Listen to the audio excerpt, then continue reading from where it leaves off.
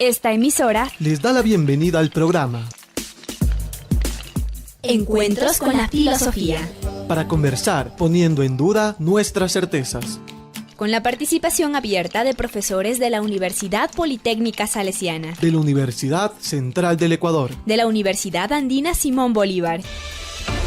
Encuentros con la Filosofía. Se difunde semanalmente por las emisoras universitarias Infinito Digital, Voz Andina Internacional y Radio Faxo. Abrimos nuestros micrófonos. Bienvenidos y bienvenidas al programa semanal Encuentros con las Filosofías. Les saluda Edison Aguilar Santa Cruz. Saludo a Tito Chela en la cabina de Radio Voz Andina Internacional. Es un gusto saludar al invitado de esta semana, Nelson Reascos Vallejo, máster en Ciencias, profesor emérito de la PUCE, magíster en Filosofía por la PUCE también, docente principal de la Pontificia Universidad Católica del Ecuador durante más de 46 años, docente invitado de varias universidades del Ecuador, Universidad Central del Ecuador, Universidad Andina, Universidad Católica de Guayaquil, etc. Docente invitado de varias universidades de América Latina, decano de la Facultad de Ciencias Humanas de la PUCE, director de la Escuela de Sociología y Ciencias Políticas de la PUCE, director de la Escuela de Filosofía de la PUCE, coordinador de la carrera de Gestión Social y Desarrollo de la PUCE, coordinador de la carrera de Historia de la PUCE, ponente invitado de muchísimos congresos internacionales sobre cultura, salud, educación, medio ambiente, epistemología, etc., coautor de varios libros y autor de muchos artículos sobre educación, cultura, educación intercultural, salud pública, organizaciones sociales, etc. Consultor de la Organización Panamericana de la Salud. Vinculado a los movimientos sociales e indígenas del Ecuador. Autor de numerosos artículos y coautor de varios libros. Sus principales temas de investigación y líneas de acción: filosofía, epistemología, cultura e interculturalidad, salud, desarrollo, comunicación. Bienvenido, Nelson. Muchísimas gracias por la invitación. Esta semana conversamos con Nelson Reascos acerca de algo que es muy importante en términos filosóficos y del pensamiento en general, que es el nacimiento de la racionalidad lógica que regularmente se ubica en Grecia. Entonces, aprovechemos para que Nelson nos comparta su visión acerca de este tema. Muchísimas gracias. Existe la idea generalizada, pero no por ello necesariamente aceptable, de que la mayoría de las habilidades e incluso propiedades de los seres humanos son de origen natural, son de origen congénito y están ahí desde siempre y para siempre. Esa idea, sin duda peregrina, ha sido rebatida sistemáticamente en la historia de la filosofía y en la historia del pensamiento principalmente occidental, y porque no responde a la realidad. Entonces, ¿quién mejor, solo desde mi punto de vista, quien mejor ha logrado explicar que no existe una ontología, es decir, un ser dado ahí de una vez y para siempre, ¿verdad? Un ontos, un ser, de la mayoría de los atributos y propiedades de lo humano, es Michel Foucault. Entonces, Michel Foucault se autodefinía como genealogista. Eso significa, siguiendo el pensamiento de Foucault, que todo tiene un origen, tiene un comienzo en la línea del tiempo y en la línea del espacio. Es decir, todo tiene origen y un origen temporal. Y podría ser que también tenga un término, un finiquito en el mismo tiempo y espacio. Entonces no es que estuvo ahí siempre dado de una vez y para siempre, sino que hay un comienzo, hay un inicio. hay una genealogía, hay un origen. Y cuando uno pone ejemplos, por ejemplo, es facilísimo entender, no siempre las sillas existieron. Las sillas son un invento de tal siglo, ¿verdad? Es en la Baja Edad Media que inventaron sillas. Pero nosotros pensamos que siempre ha habido sillas, o que siempre ha habido platos, o que siempre ha habido la plancha, o que siempre ha habido... Y no es verdad. Todos los aparatos, todas las costumbres, todas las técnicas, todas las metodologías humanas tienen un inicio, tienen un comienzo. Entonces podemos rastrear y decir, la electricidad comienza, ¿verdad? O se inventa a partir de... O el teléfono, o la radio, todo tiene un comienzo, ¿verdad? Esto que es tan fácil de entender cuando hablamos de aparatos, cuando hablamos de metodologías o de técnicas, paradójicamente no resulta tan fácil de entender cuando hablamos, por ejemplo, de conceptos o de pensamientos. Y es exactamente lo mismo. Entonces, así como los humanos inventaron el sombrero en un momento dado, y es un gran invento, otros humanos inventaron pensamientos, conceptos, ideas o habilidades intelectuales, que no son congénitas, sino que son adquiridas en el tiempo-espacio, obviamente en determinados contextos y con suficientes, como sería, elementos que permiten entender por qué y dónde surge eso. Entonces, evidentemente, algo que es fundamental entender es que la racionalidad no es congénita. No es que desde que el hombre es hombre, como suelen decir, no. Es una habilidad adquirida en un contexto muy particular, que es la antigua Grecia, ¿verdad? Y que los griegos le llamaban con una palabra que es el logos, ¿verdad? Logos es una palabra del griego antiguo, vigente hasta hoy, que tiene muchísimos significados. Cuando digo muchísimos, quiere decir que es un concepto, es un término, es una palabra muy compleja que abarca muchísimas habilidades. Entonces, suele decirse de manera inexacta que la palabra logos es tratado, nada más, ¿cómo sería? No falso, pero impreciso. Seguramente alguien con buen criterio quiso mostrar la complejidad que tiene el término logos y entonces le llamó tratado, así como para mostrar la complejidad, la envergadura, la dificultosidad que tiene logos, le llamaron tratado, pero no es tratado. Es una técnica, ¿verdad?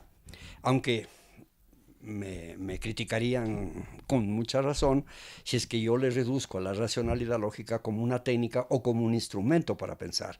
Porque, de hecho, a partir de Grecia, no es solo una técnica, no solo es una habilidad, no solo es un procedimiento lógico-deductivo, lógico-matemático para ir construyendo el pensamiento, sino que es una cultura. Entonces, por ejemplo, Habermas ha cuestionado con sobra de merecimientos y argumentos esa instrumentalización de la razón que le reduce a ser un instrumento, una herramienta, porque es más que eso, es una cultura, es una ética, es un modo de pensar, un modo de vivir, un modo de ser, un modo de actuar, es un modo de ser humano. Pero, efectivamente, no deja por eso de ser, en algún sentido, un instrumento para los mismos fines. Este instrumento surge en Grecia, en la antigua Grecia, al menos de lo que podemos rastrear. Y los griegos, toda la, como se dice, la historia de la lógica, porque se llama así, la historia del razonamiento lógico, deja ver que a los griegos les costó mucho tiempo construir esta habilidad, porque no es nada sencillo. Y por la misma razón, no todos los humanos, desafortunadamente, poseemos esta habilidad. Eso no significa que quienes no posean son inferiores o están descalificados, pero esta habilidad o es adquirida, es decir, es entrenada, que puede ser en el sistema educativo, en el ambiente familiar, en el etos social, pero si es que no hay ese proceso de entrenamiento, de enseñanza explícita, de oír en el ambiente, en el lenguaje, en los argumentos, en los conocimientos, no se adquiere. Y entonces, claro, ahí hay una diferencia importante entre los que logran esa racionalidad. Eso no significa, insisto, porque también se ha dado el hecho de que se subestima a aquellos que no tienen. Esto es incorrecto, ¿verdad? Pero es una técnica extraordinaria para construir pensamientos, para construir razonamientos, para construir conocimientos que tienen alguna garantía, no de verdad, pero al menos una garantía de que están bien construidos, están bien procesados. Entonces, no es una técnica que permite llegar a la verdad, aunque así han planteado muchos filósofos, pero sí efectivamente garantiza que al menos el procedimiento de cómo pensar tiene calidad. Entonces no es al albur, no es un improntos que a alguien se le ocurre, no es que a mí me parece, no es la opinión, no es la doxa como dicen en filosofía, sino que es una estructura mental que una vez lograda permite concatenar todo, deducir aquello que se puede, no aquello que no se puede, y eso evidentemente le da una potencia a la adquisición de conocimientos, de herramientas. Es muy útil para el arte, para toda la vida humana. Y eso surge en Grecia y no de manera fácil, sino de una manera larga, compleja, contextual, y que habría que revisar la literatura sobre el origen de Logos para poder ver y entender su envergadura, su dificultosidad y su enorme posibilidad de desarrollar sobre todo ciencia, sobre todo filosofía, pero por cierto, no menos importante en arte, en cultura, en política, en educación, etc. O sea que casi se podría decir que es una técnica del pensamiento. Y con una aclaración, sin reducirlo a ello, porque si no nos salta Habermas con toda razón. Ya, sí. Pero en el sentido de que de hecho también puede convertirse en una herencia dependiendo del ambiente en el cual se genera esa herencia. Y que, como toda herencia, no se la pide, sino que se la recibe. Es un legado. Sí. Entonces, ¿por qué en Grecia? Sería la primera pregunta, porque de hecho, si esta es una creación, es una construcción social, debe haber habido todo no solamente una duración de esta implantación, sino también todo un proceso de lucha, de oposiciones, de construcciones, de éxitos y de fracasos en esta construcción. Una invención, porque es una invención, ¿verdad? De tanta envergadura, reconoce no un origen unicausal, sino un origen multicausal, ¿verdad? Y no porque decimos que tiene un origen multicausal ya hemos explicado todo, pero hay algunas cosas que son fundamentales decirlo. No hay acuerdo en los estudiosos de la lógica, porque la lógica ya es una ciencia explícita sobre el razonamiento, ¿verdad? Pero el razonamiento atraviesa todos los ámbitos, ¿no es cierto? Pero no hay acuerdo en los historiadores de la filosofía y en los mismos historiadores del razonamiento lógico.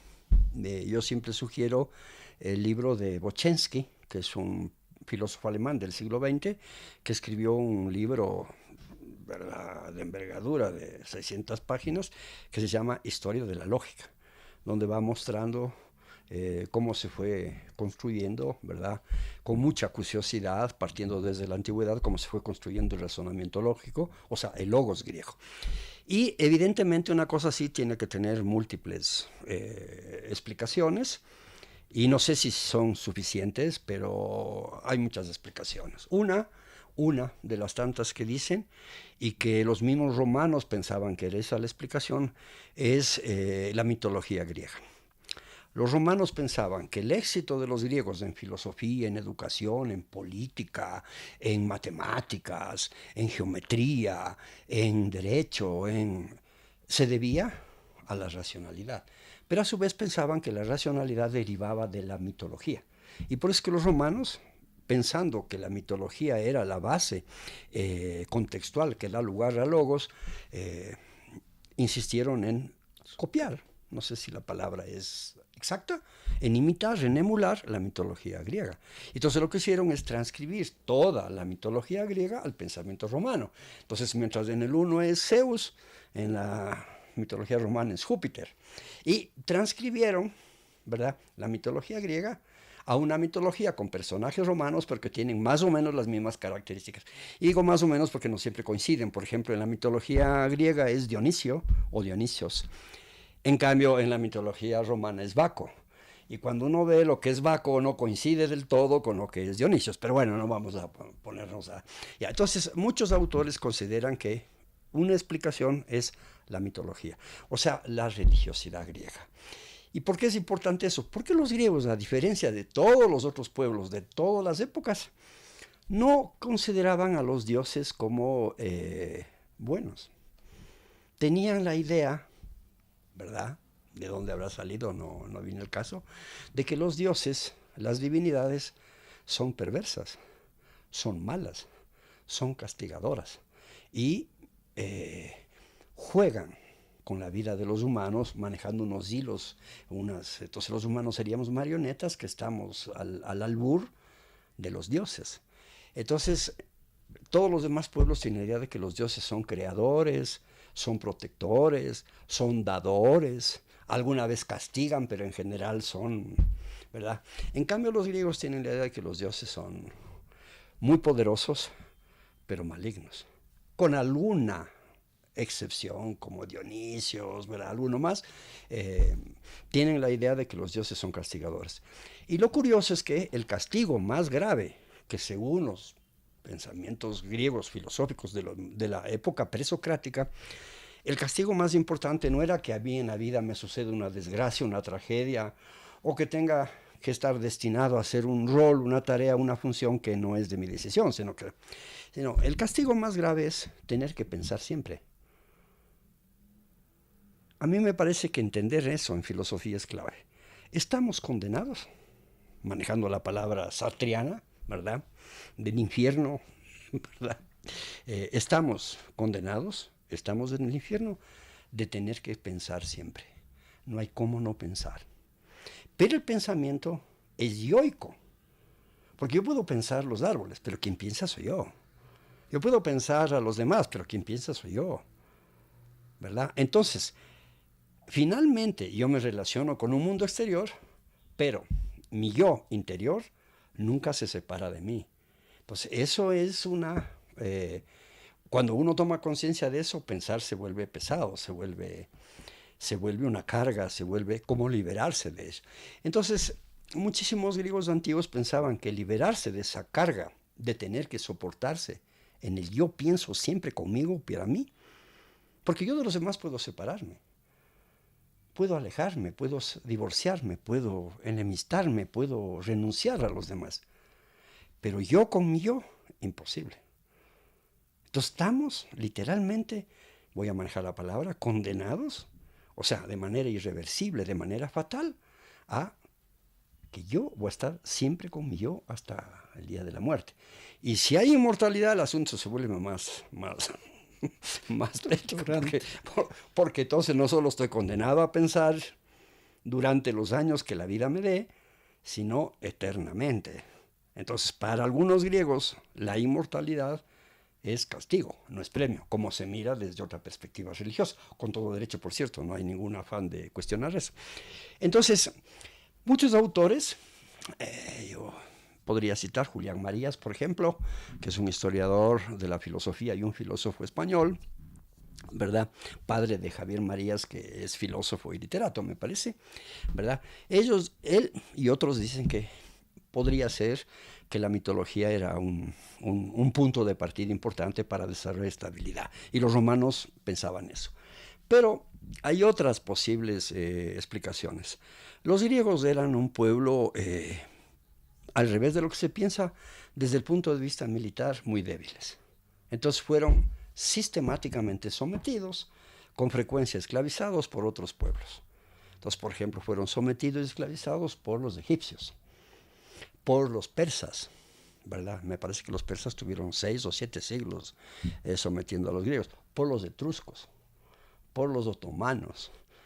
Y los griegos tenían una actitud que hoy podríamos llamar resiliencia, aunque la palabra resiliencia es griega, y es aceptar cómo viene el mundo, porque esa era la idea del destino de los dioses, pero vivir lo que nos toque vivir con dignidad. Y esa dignidad significa aceptar y ponerle la mejor cara, el mejor rostro a la vida que nos dé. Y entonces uno puede ir rastreando que los griegos tomaron lo mejor de todos los pueblos con quienes se relacionaron o de quienes fueron subordinados. Por ejemplo, de los egipcios aprendieron una escritura jeroglífica, aprendieron el uso de lo jeroglífico, que es una forma de decir sin decir con palabras, sino con imágenes, solo que el jeroglífico egipcio es ideográfico. Entonces, si yo dibujo una serpiente, eso significa conflicto, batalla, pelea, ya. Entonces, entre el dibujo, entre la imagen y la idea, hay una vecindad más o menos obvia. En cambio, los griegos aprendieron a hacer jeroglíficos totalmente abstractos, es decir, ya sin contenidos, es decir, el contenido no tiene nada que ver con lo que se dibuja ahí, entonces ya se pasa a la abstracción. Aprendieron de los babilonios la escritura, una escritura babilónica que era cuneiforme, pero los griegos en cambio perfeccionaron la escritura y llegaron a una escritura simbólica, que ya es otro nivel, ¿verdad? Entonces, y así de varios pueblos van aprendiendo elementos que les van incorporando a su etos, a su vida cotidiana, ¿verdad? Entonces, ahí podría haber otra posible explicación. Ahora, al menos unos 300 años les demora a los griegos tener ya el logos, la racionalidad lógica construida en su totalidad, por decirlo de alguna manera. Y eso significa que dentro del logos hay por lo menos una treintena, Heidegger dice que son muchas más, pero al menos una treintena de subhabilidades que en conjunto hacen la racionalidad lógica, ¿no? No hay acuerdo entre los historiadores de la filosofía si para el siglo VIII, antes de Cristo, claro, ya estaba el logos constituido, o si para el siglo VI. Pero al menos, sin entrar en esa discusión que puede ser relativamente secundaria, para el 6, con absoluta certeza, el logos estaba instaurado a plenitud. Algunos dicen el 7, el 8, porque revisando el pensamiento griego, el que ya maneja una técnica de lógica deductiva para sus argumentaciones matemáticas es Tales de Mileto. Y es de finales del 8, comienzos del 7 antes de Cristo. Entonces, unos dicen, ahí ya hay. Después aparecen los presocráticos, ¿verdad?, que son del siglo VI, ¿verdad? Algunos llegan al V, como Demócrito, Anaximandro, Anaxímenes, etc. Que ninguno tiene la racionalidad lógica plena, pero todos tienen elementos de la racionalidad lógica. Y claro, el gran genio que va a incluso hacer un manual, un tratado, ese sí, un texto, ya con definiciones, con conceptos, con técnicas para pensar, con razonamientos correctos, incorrectos, con ejemplos, o sea, una cosa potentísima, es Aristóteles. Y construyó lo que se llama el organón, pero en griego organón significa instrumento. Entonces, para Aristóteles, el único método para hacer filosofía, el único método, no un método, el único método para hacer filosofía o para hacer ciencia es el logos, ¿verdad? No habló nunca de la experimentación, o si habló muy secundariamente. La ciencia se basa en el logos, la filosofía se basa en el logos, ¿verdad? Y claro, Aristóteles ya no solo que tiene toda la lógica ya en plenitud operativa funcionando, sino que él incluso ya conceptualmente dice cuáles son los elementos sine qua non para pensar con lógica. Entonces pone la implicación, por ejemplo, la deducción, por ejemplo. No valora la inducción, sino la deducción.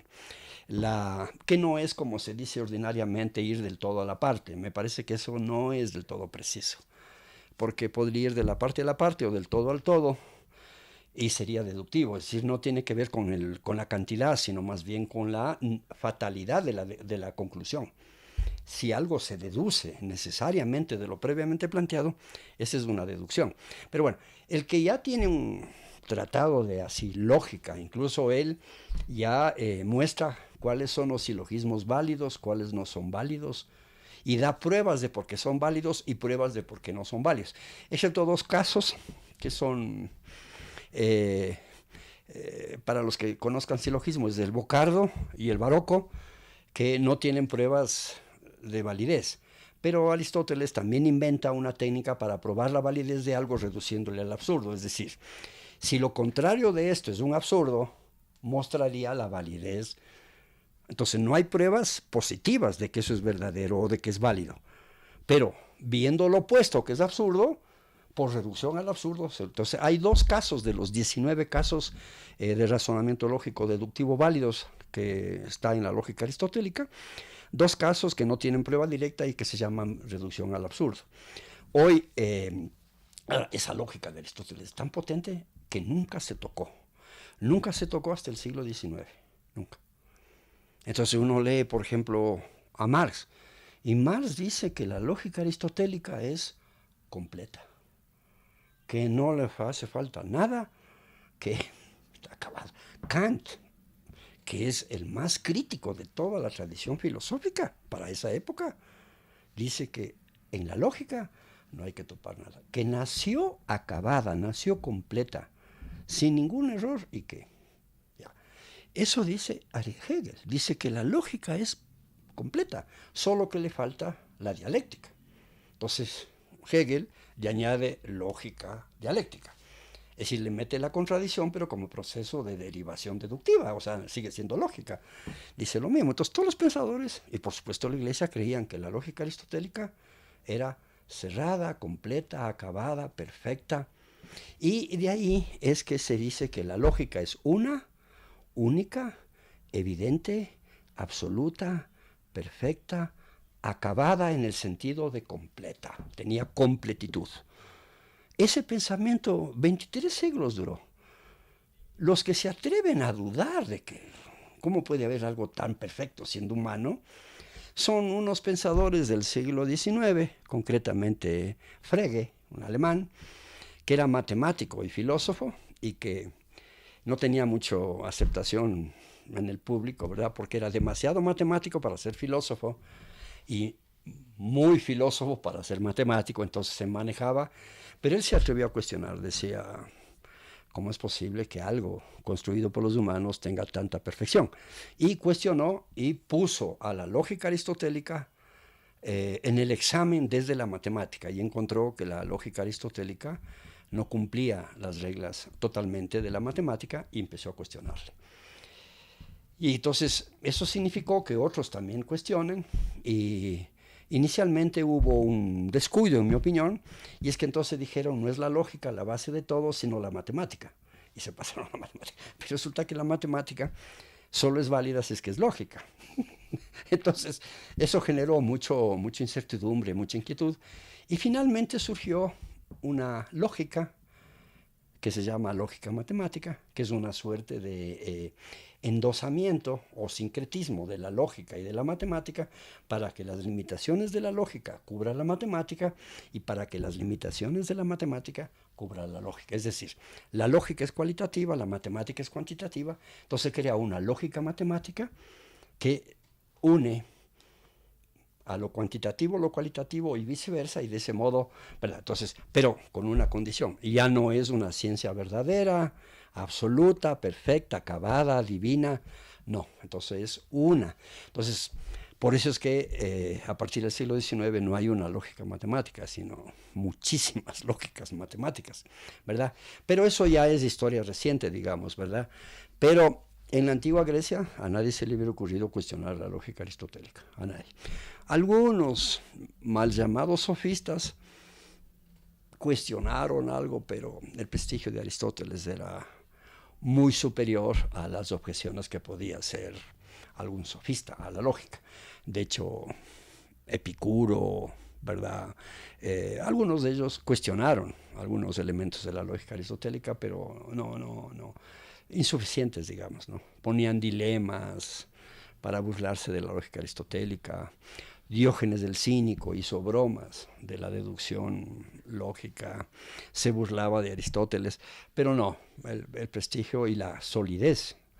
Ahora, siempre hay que decirlo, la lógica aristotélica debe ser de las construcciones lógicas, deductivas, abstractas, más difíciles de haberse construido.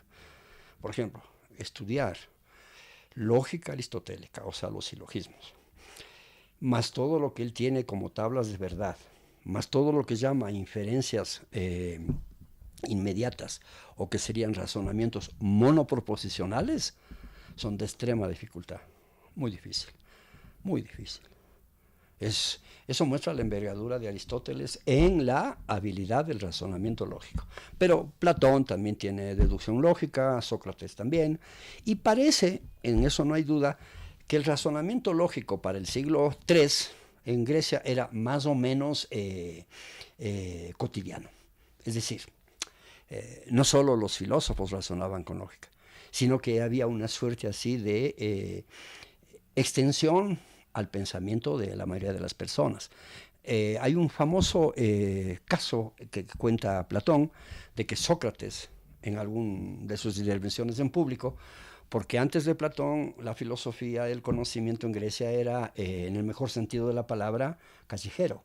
No tenía claustros, no tenía construcciones físicas que encerraban. Es decir, el conocimiento era abierto, era sin ninguna carga negativa, callejero, estaba en el mercado, estaba en la plaza, ¿verdad? De hecho, Aristóteles también enseñó en el ágora, en la plaza, antes de encerrar y enclaustrar su conocimiento. Entonces, en una de esas intervenciones de Sócrates en público, habla de que el razonamiento lógico tenemos todos.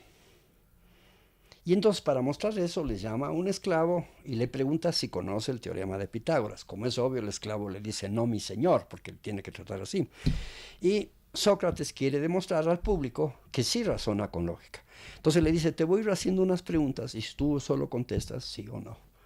Entonces le va preguntando cosas tan bien armadas que el otro dice sí, dice no, y al final le hace deducir el teorema de Pitágoras. Entonces muestra que todos razonan con lógica. Pero eso es posible en Grecia. Habría que pensar si en otro lugar que no era Grecia podía tener éxito haciendo eso. Porque eso prueba de alguna manera que el razonamiento lógico, incluso, ciertamente algunos ya lo tenían, algunos esclavos. Entonces uno puede ver que los esclavos de Grecia, si bien eran explotados, eran subordinados y es condenable, pero incluso los esclavos tenían un estatus, digamos, cultural básico suficiente. De hecho, hay un famoso esclavo que fue el esclavo de Marco Aurelio, ¿verdad? Que le preparaba los discursos y que escribía maravillas. Estoy hablando de Epitecto. Epitecto era un griego esclavo de Marco Aurelio, pero le redactaba los discursos.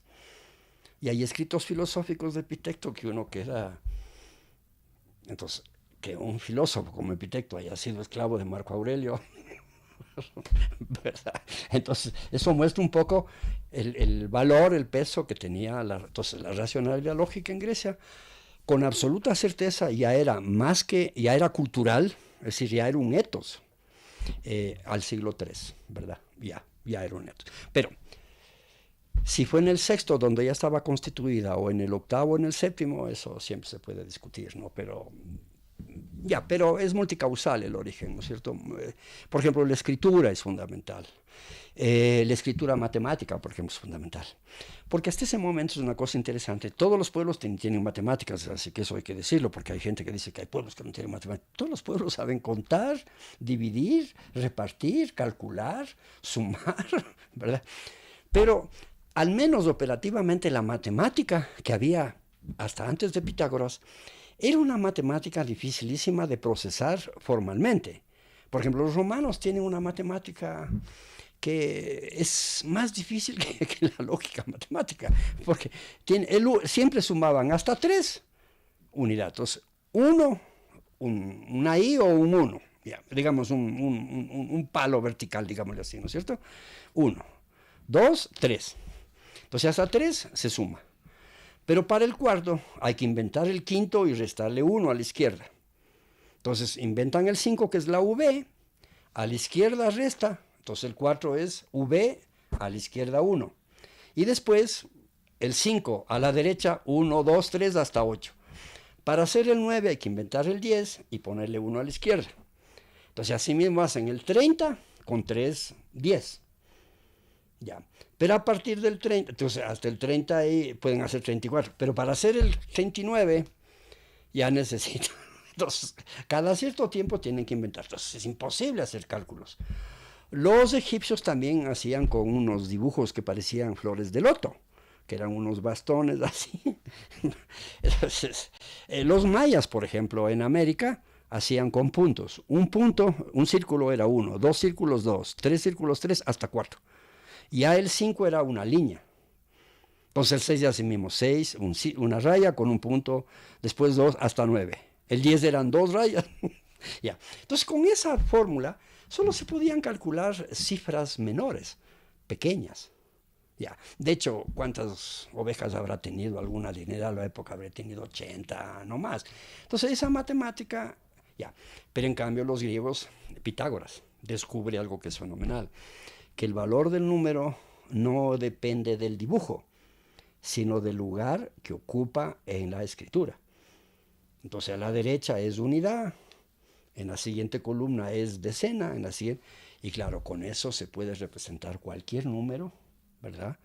Y se puede calcular. Entonces, por ejemplo, esa escritura matemática es también un elemento básico para entender el desarrollo del razonamiento lógico.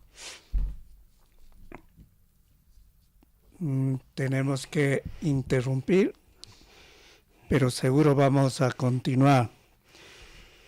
Concluimos, en honor al tiempo, esta semana, este encuentro con las filosofías, agradeciendo a ustedes, radioescuchas, al invitado de esta semana, Nelson Reascos, a Tito Chela en la cabina de Radio Voz Andina Internacional. Recuerde, recibimos sus comentarios y sugerencias al correo electrónico encuentrosconlafilosofía@gmail.com. Hasta el próximo encuentro con las filosofías. Agradecemos su sintonía a Encuentros con la filosofía. el programa que impulsa el filosofar como acción compartida desde las radios universitarias. Les invitamos a compartir las próximas emisiones de Encuentros con la filosofía por esta emisora.